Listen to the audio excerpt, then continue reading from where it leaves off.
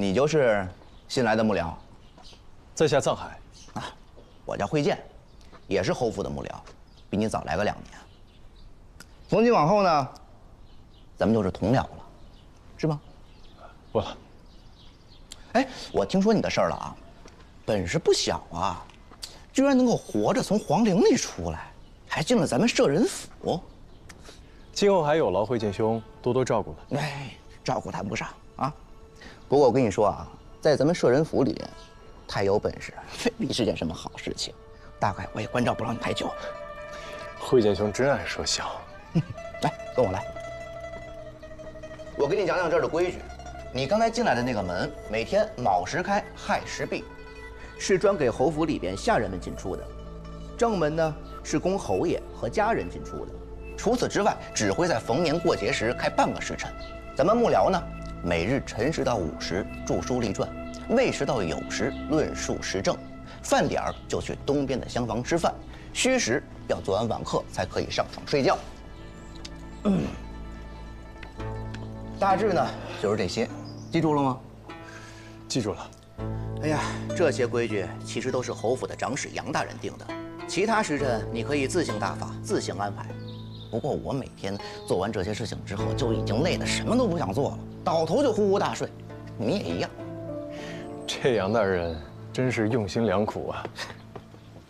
我带你去书院看看。有劳慧剑兄。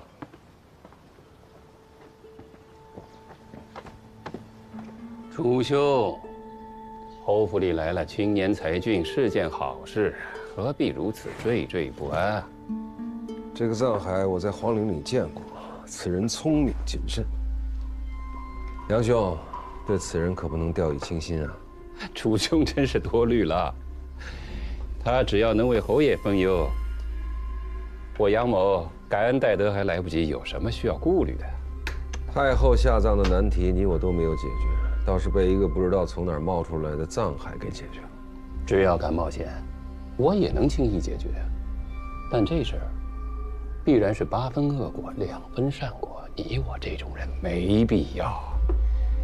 他还年轻，为了日后的荣华富贵，要赌一把也很正常。这么说，他倒有些像年轻时的杨大人。我看此人野心不小，恐怕日后不甘于在杨大人之下哦。侯府真有后生能青出玉兰，我杨征自当旗鼓还乡，退位让贤。不过我听说，此人擅长的是风水堪舆啊。我看你不是替我着急，替你自己着急吧。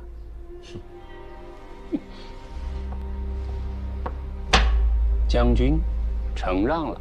伯爷，再来一盘。曲兄，侯府里来了新幕僚，我是摄人府的管事，不去招呼一下，有点说不过去。先走一步。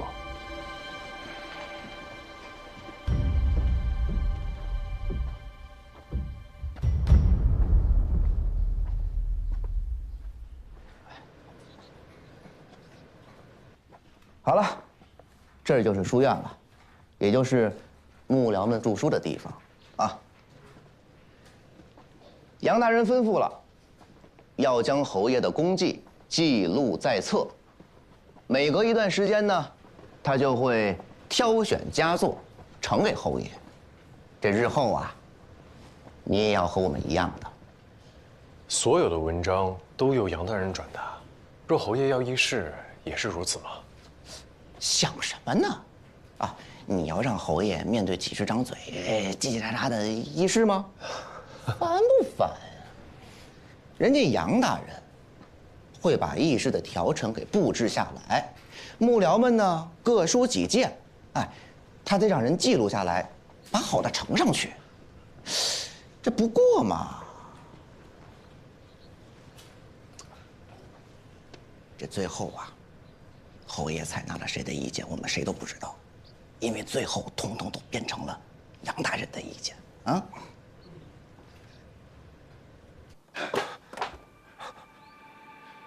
父亲打够了吗？怎么？我既许诺，便不能背信誓言。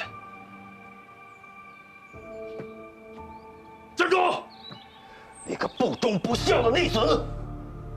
在我看来，华先生在金殿上直言不讳才是忠。父亲与华公同朝为官，父亲同我论何为忠孝，我也想问问父亲，何以为官，何以为人？你今天非要打死你不可！爹！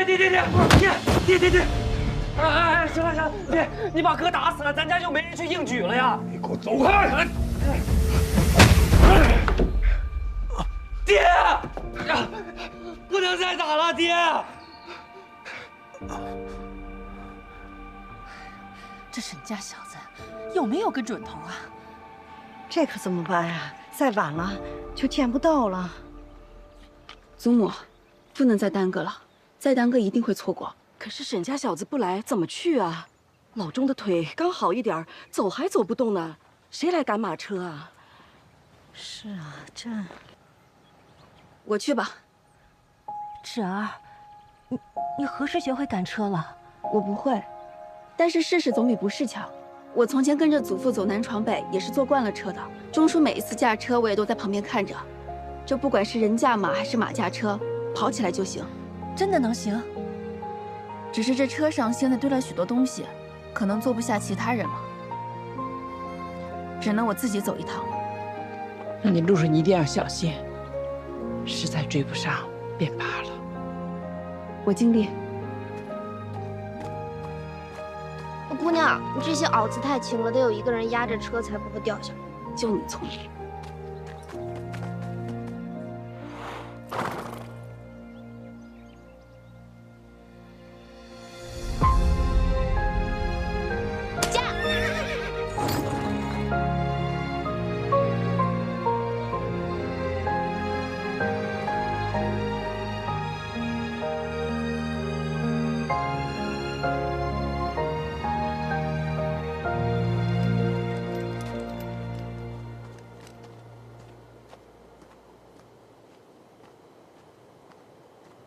走啊！就算忘穿城门，也没人敢来这儿。等一下，有人来了。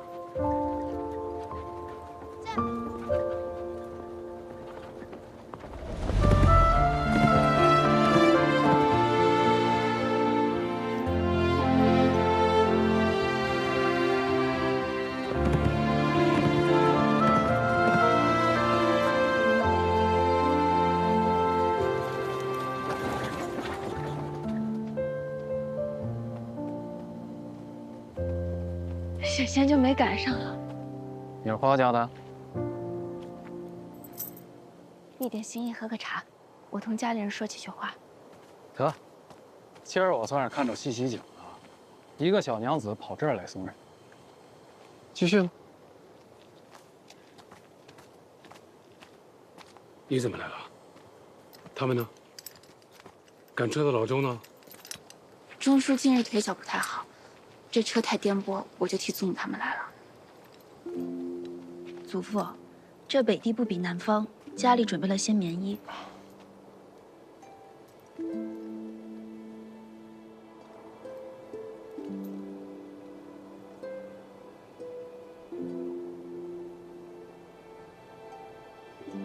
侄儿，抬起头来，看着我。祖父，家里出事以来，我从来都没有哭过。那是自然。我们侄儿是个顶勇敢、顶厉害的姑娘。你放心，家里现在有吃有穿，也有住的地方，大家都很好。好，我放心。爹，不离还好。家里43口人，每个人都有份，还要劳烦爹和叔父们把这个信带给大家。我一定会照顾好大家的。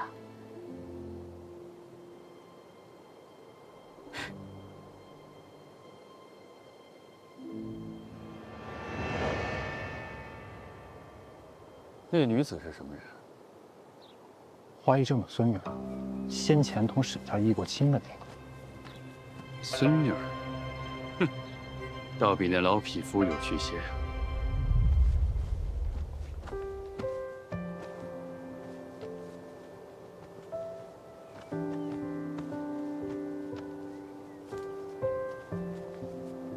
真和善。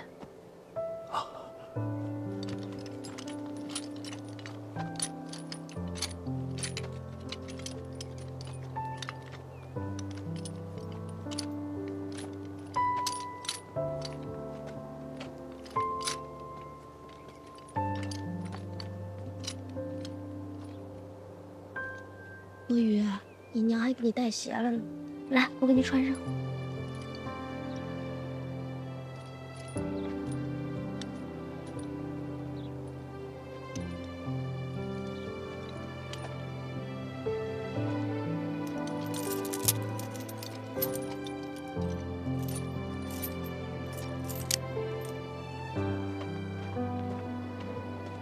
我好想我娘，好想我娘。你娘也想你，但你现在是个小男子汉了，她要是知道你哭鼻子，该担心了。侄儿，怎么样？这个是四婶亲手缝的，你要好好穿。自然是她缝的，这么歪的针脚，也找不出带儿。四婶她怎么了？她本来要来的，被我抢了先。我来的好，可不能让她看见我这副样子。哎，你回去之后可要替我好好说几句好话啊！你就说，四叔他精神好，又想得开，一顿能吃好几碗米饭呢。仗着豪情，要被兴华磊落。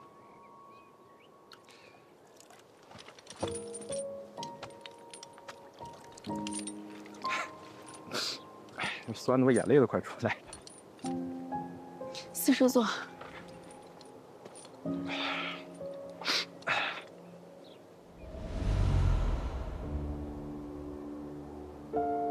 侄儿，你记着，青崖书院后山有2棵大槐树，是你出生那年我在那读书顺手种下。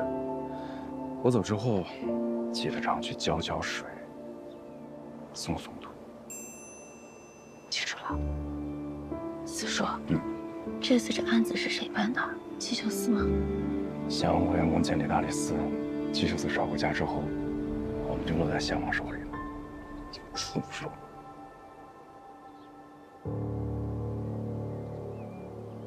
喝酒啊！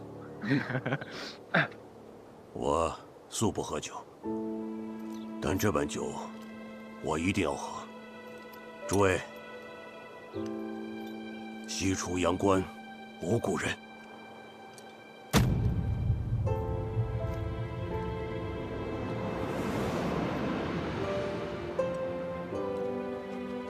吃饱喝足了吧？该启程了啊！几千里路呢，再拖到什么时候？大家放心，家里我会照顾好的，弟弟妹妹们、婶娘们，我都会照顾好的。祖父可还有什么事情要交代，侄儿一定办到。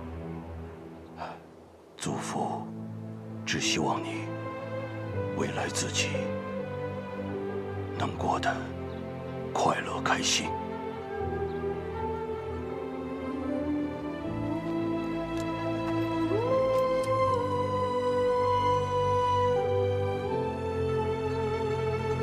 走了，走了。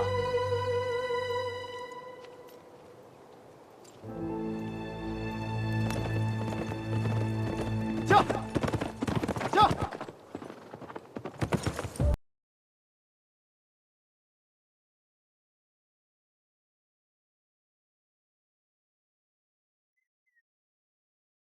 这七秀司的人过来做什么？案子不是早就转我大理寺了？打头的那个，竟然是七秀司使。你要做什么？脱开他！是，不许碰他。你是来找我的吧？没错，还请花公借一步说话。侄儿，快坐，我没事。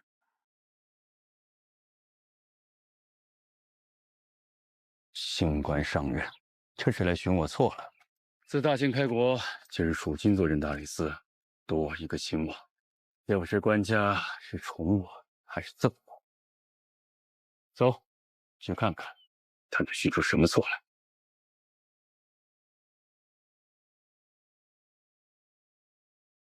此事有何事？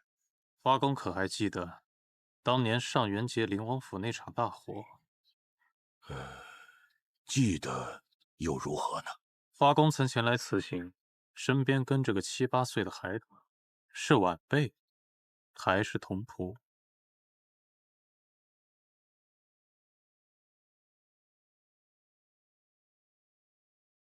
何故问起此事？关乎一桩旧案。年月事繁，这些年我到处奔波，换了不少童仆，都散落在四海。真记不得司使说的是哪个。先生可否再仔细想想？若是有意隐瞒，倒叫我有些好奇了。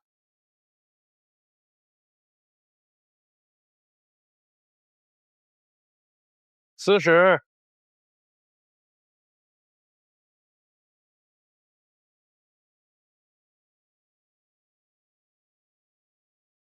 问献王殿下安。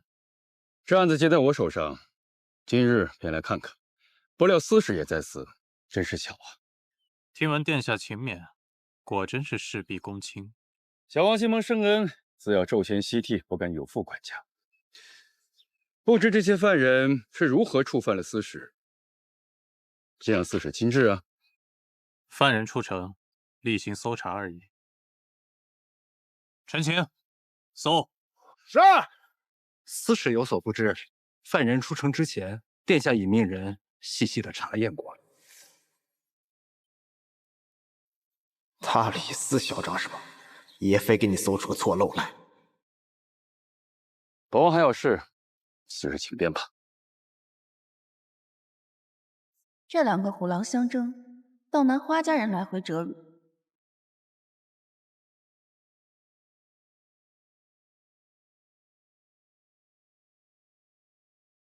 好，有东西。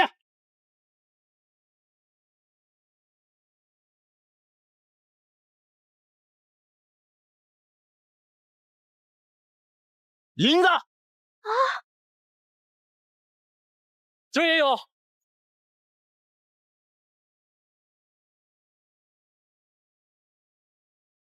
先王殿下恕罪，我等失察，自愿领吧。这就是殿下所谓细细查验过了。这怎么回事啊？将这2人给我拿下！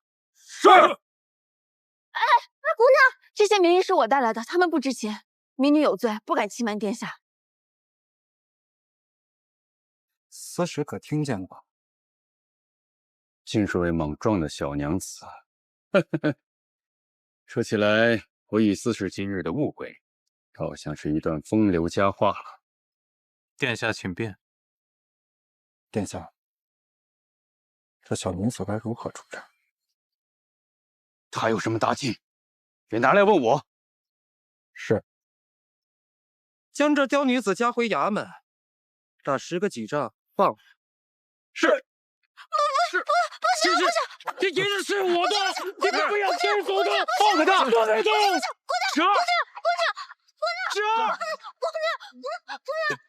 放开他！蛇儿，放开他！慢着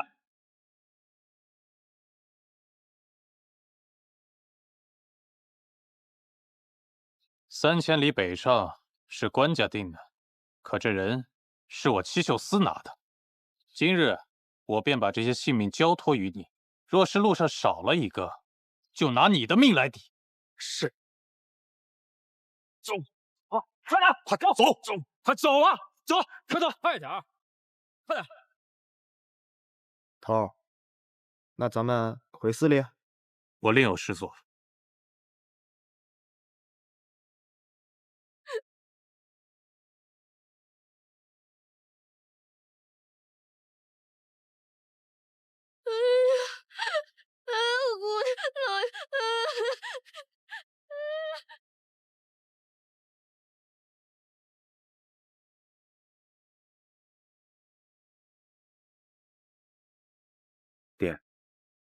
刚才若不是纸丫头站出来说这10几仗，恐怕大哥他们会有性命之虞。不过看今日这情形，纸丫头并无大碍。那献王定是要大事化小，小事化无的。我并不担心他今日的皮肉之苦，我只担心他的将来啊！哎，你们小心！纸丫头是有本事的，你放心，有她在，家里人不会有事的。纸儿是有本事，正因为他有本事、有胆识，做起事来会把自己逼到刀尖上。画家已经绑不住他了，只愿苍天待他不薄，从今往后，叫他逢凶化吉，欢乐美满。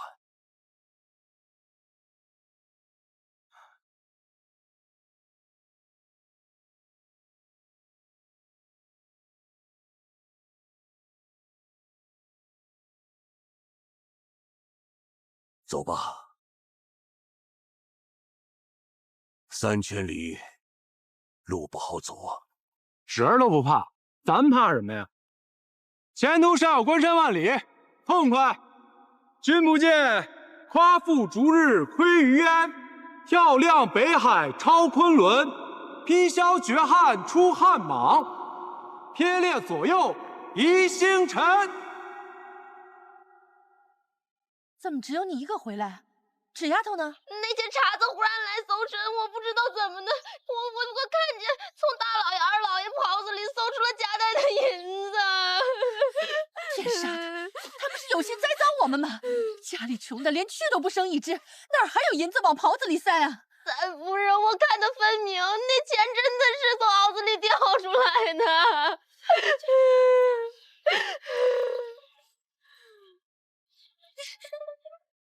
你们只说结果如何？后来来了一个大官，身后跟着一个老宦官，说要把大老爷和二老爷抓回去。姑娘见了，说跟他们没关系，然后就要替老爷们顶罪。现在老爷们已经出城去了，但是夫人，姑娘被抓走了。我的纸儿。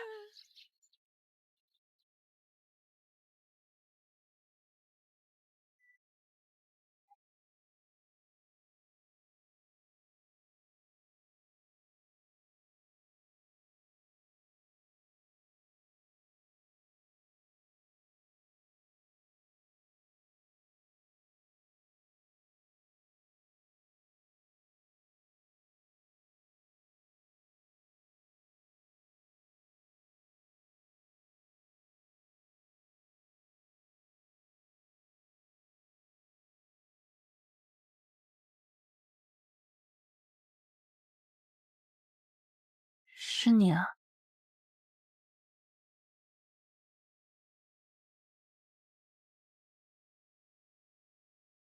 伤势如何？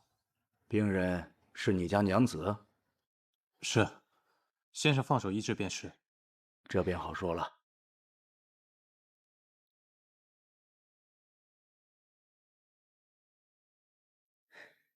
你看这寿账，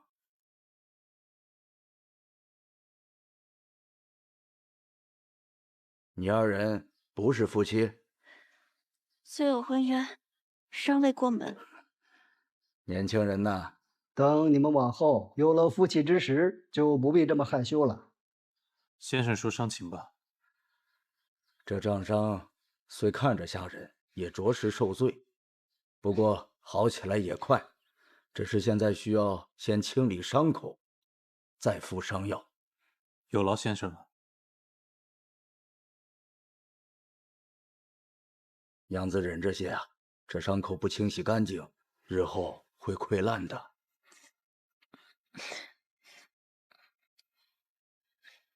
哎，别扯，别扯。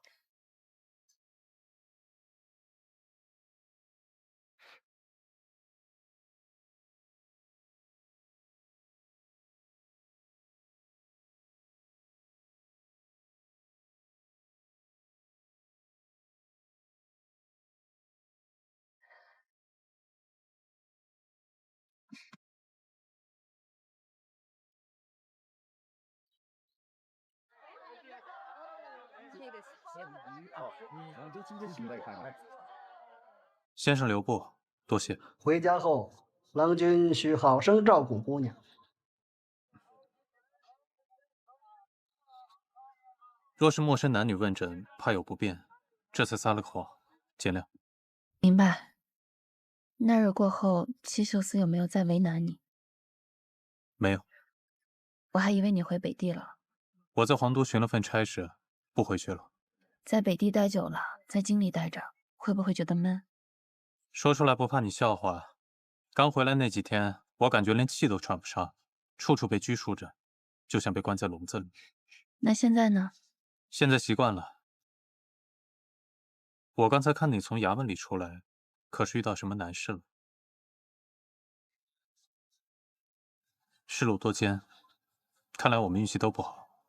你若是想回去的话，我可以送你一程，就当报答当日搭救之恩了。不必客气，我只是想随便走走。那刚好，我近来无事，可以陪你随意走走。你受了伤不方便，上马吧。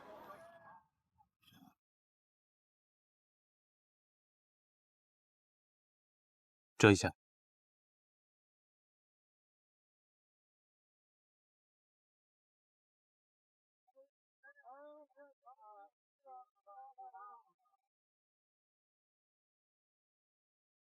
你怕是遇到难事了，却不是衙门里的事情。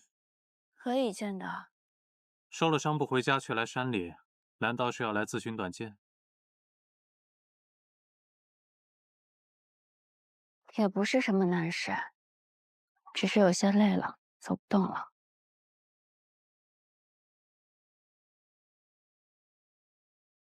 倘若你在一艘船上，这船行在海里，船上的纲手、舟师都离开了，只留下一车哭哭闹闹、吵吵啼啼的渡客，听着不太妙。可不，你知道，倘若你也走了，这船必定会卷进漩涡里。你一时心急管了，这群糊涂客把你害进了衙门，打得皮破肉绽。哪怕你跟他们说我有方法，听我的，他们也不相信。你若生了翅膀，不如振翅飞了。天宽地阔，就不用再操心水里的事了。这倒是个好主意。这船上的人同你亲近吗？虽说一起在船上生活了好多年，但其实都是各过各的，除了骨肉至亲，来往的也少。和你最亲近的纲手已经走了，之前都是他在这里苦苦经营这艘船。倘若真的弃之不管，心里会愧疚。那倘若你把心一横，劫了这船呢？那可是好大一艘船，好多的人。要是我一个人掌舵，怕是会累死。但我也害怕自己的一片苦心白白浪费。我就不该问你，原本是一个人烦，现在倒好，变成两个人都犯愁了。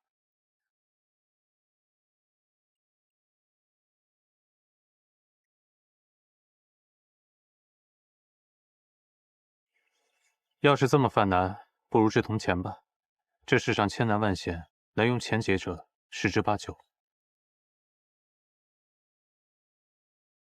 你带刀了吗？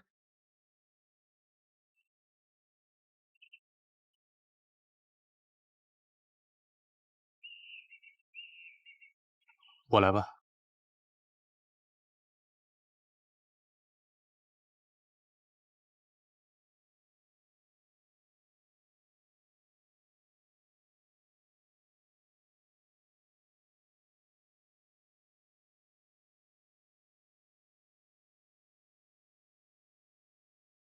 酒。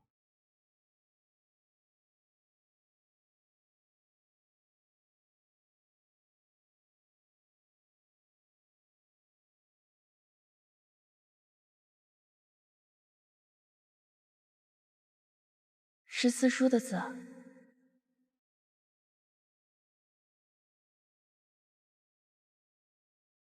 成明2年冬，长兄平与得女，眼明如秋水，玉雪殊可爱。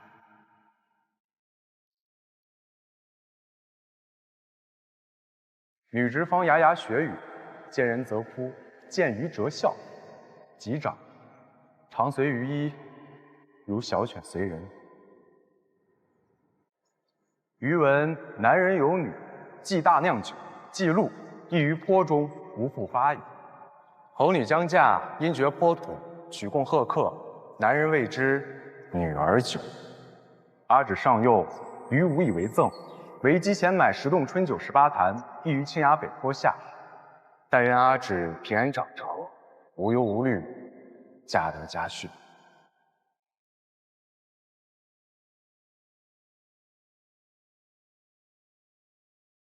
这些酒已经埋了15年了。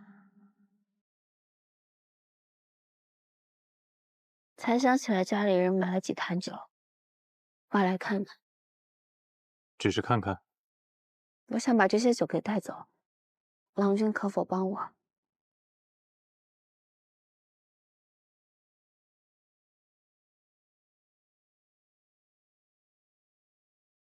当世界把光都带走，你是我闪烁的星宿，用尽一切把我赎救，为我守候，不认输，不退出，只奔赴最初那道光。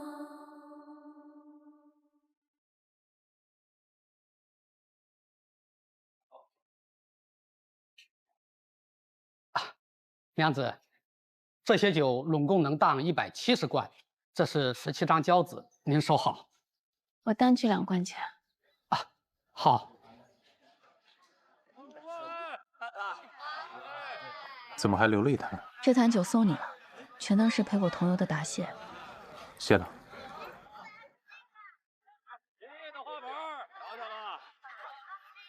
这又是？总不能叫你白白出力气吧？你刚归京不久，生计不易，你就不要推辞了。你人还怪好的。你就不要打趣我了，还要劳烦你把这车还回去。那你呢？我就先回去了。天不早了，坐车回吧。不了。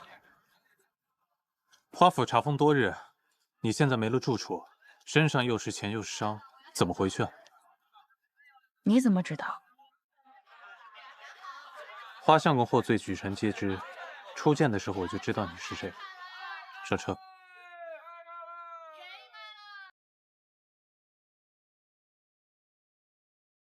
这儿没有人烟，道路颠簸。你要是坐不住的话，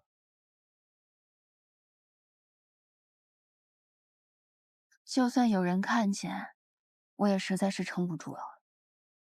再坐一会儿，恐怕要栽下车去。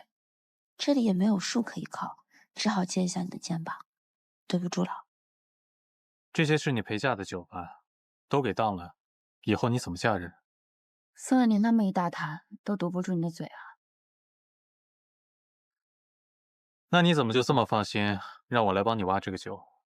不放心也没有办法，家中尽是妇孺，没有一个能出力气的。别说是搬酒坛了，纵然是挖，也挖不了几寸。便是有，我也不敢让他们知晓。知晓了会如何？一来家中人多口杂，立刻会走漏风声；二来这些钱到了他们手里，不知道会使到哪儿去。蜈蚣倒还好，要是再闯下祸，我可遭不起第2次罪。多奇怪啊！家里这么多人，竟不如你这个生人来的可靠。你就不怕我谋财害命？这些酒可值不少钱。便是不找你帮忙，我也会去雇几个力妇，还不见得有你可靠。方才我从衙门出来，满身血腥晦气，也只有你停步问我。我还是头一次知道，自己原来是个大好人，就蠢了一点，被人骗来做了苦力。其实，可以先不急着做决定，给自己还有亲眷们一点时间。有时候越是亲近的人，隔阂反而越深。就像隔了层纸，非等纸破了，才能看到彼此的真心。为何忽然这么说？我生平最后悔的事情，便是年少时疏远了至亲的人。那是谁啊？我母亲。这是我们第2次见面了，还不知道怎么称呼你。我姓燕，单名一个西字。燕西。今天谢谢你，我睡一会儿。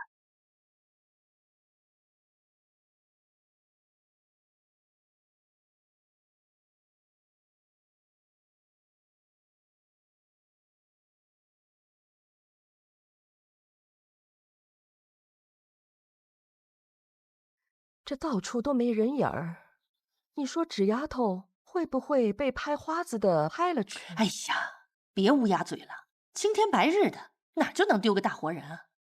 要不明日去城里人牙子那儿问问消息？我现在就去。哎呀，别！大夫人，大夫人，你去哪儿啊？都这么晚了，这会儿倒有力气了。当初就不应该费劲缝进去。三嫂，你这话是什么意思啊？当初我们也没坏心啊。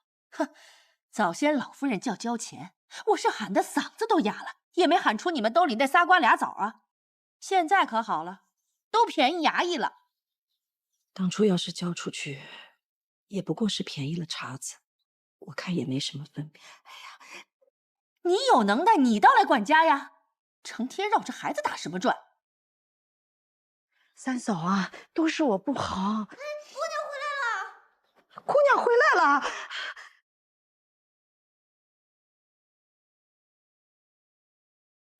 芷儿，芷儿，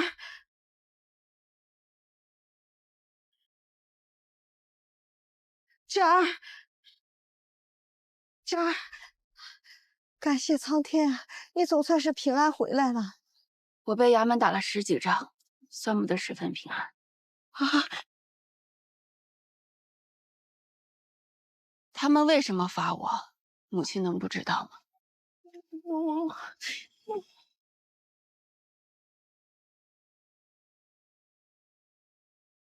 都到这个时候了，还是不愿意跟我说实话吗？不是，如果当时我同你说，你定然是不会同意的。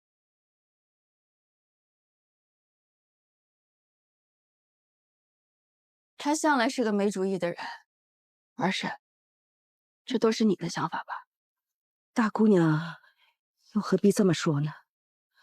若你嫁了人，也会心疼爷们儿的。只是你们全然不知什么叫做流放，什么叫做北地。出了城，过了关，一到昆山尽是土匪，几个大钱就能要1条人命。你们都以为那是保命钱，那是夺命钱。不是已经搜出来了？那幸好是被搜出来了，我踢着挨了一顿打。那要是父亲二叔落回了献王手里，他们还能活着回来吗？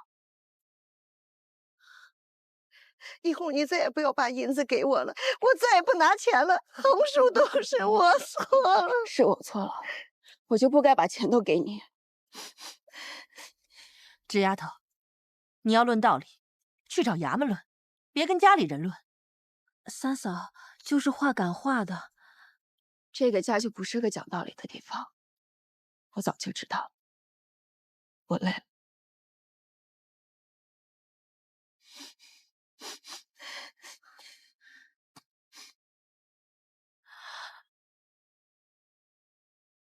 哎，你这丫头伤成这样，你要去哪儿啊？赶紧躺下来养伤啊！你。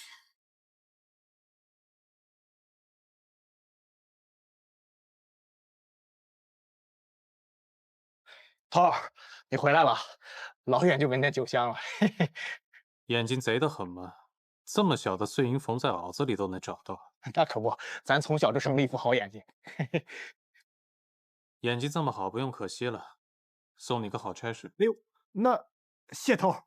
从明天起，不用在司里卯着了，给我换班盯着花家。花家，盯紧一点。若是再出现今天这样的祸事，提着脑袋来见我。是。还有，去一趟永昌当铺，今日收档的17坛酒，只许赎到，不许变卖。是。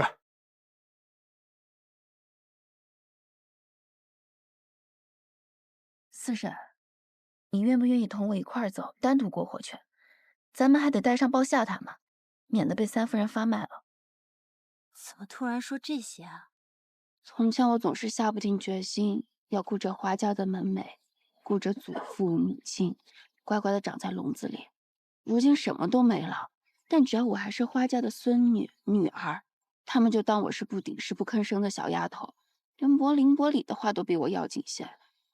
不破不立，我不能再关注自己了。原来我们侄儿是觉得委屈了？不是这样的，四婶。这人本来就是要自个儿长大，自个儿寻路，自个儿生老病死的。这旁人能同路的就同路，不能同路的就散了，何必非要拉拉扯扯的呢？你从来都比我想得多，想得明白，你说的都对。可方才三夫人有一句话，家里不是论理的地方。你才刚回来，不知道这一日家里都闹成什么样了。老夫人因着你的事儿，豁出脸去，叫苏嬷嬷进城去托人。老夫人说，已经到这田地了，除了人再不剩什么。说是一屋子长辈，连个小孩子都保不住，就白活了。不能为了爷儿们，把你一个小丫头给搭进去。你看看，这会儿你是不是就比爷儿们紧要多了？我再同你讲，苏嬷嬷带去疏通的钱，都是三嫂偷的，旁人也真是一文都没有了。三嫂卖了玉珠，又心疼又同自己怄气，眼里还偷偷掉眼泪，剩下一点钱都想拿来救你。他拿了多少钱，我都可以还给他。你个死心眼儿，这哪里是钱的事儿呀？我再同你讲，一早报夏回来报了信儿。大夫人你是知道的，两脚没沾过泥，出了门连南北都分不清，更没同生人说过话。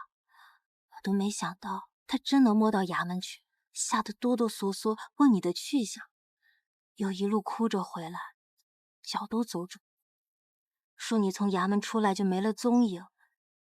钟叔站都站不起来，拄着棍子就要去寻你，大家伙都急坏了，上上下下都进城去寻你。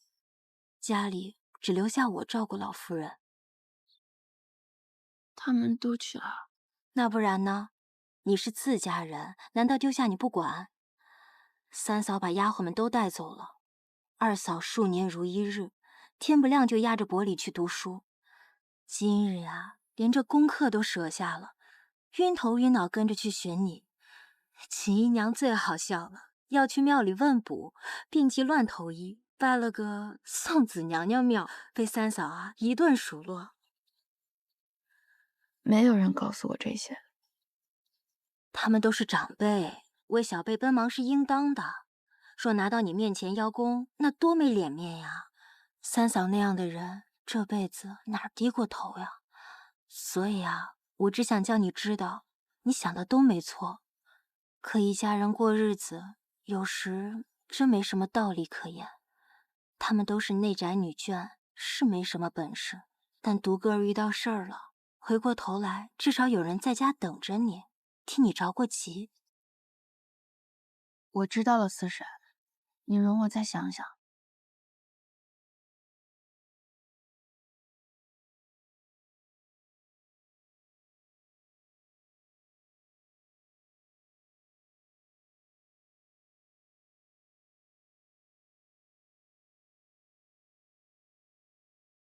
这哪来这么多被子？给你你就躺下，问这么多干嘛？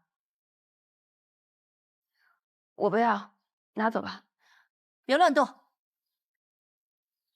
小小年纪就这么不听话，板子打在身上血淋淋的，就敢往稻草上睡，寒气入了肺腑，就别想好了。侄儿，就听你三婶的吧，这些日子行住坐卧你要注意些。我跟你二婶儿睡一起，挤一挤还暖和。那玻璃呢？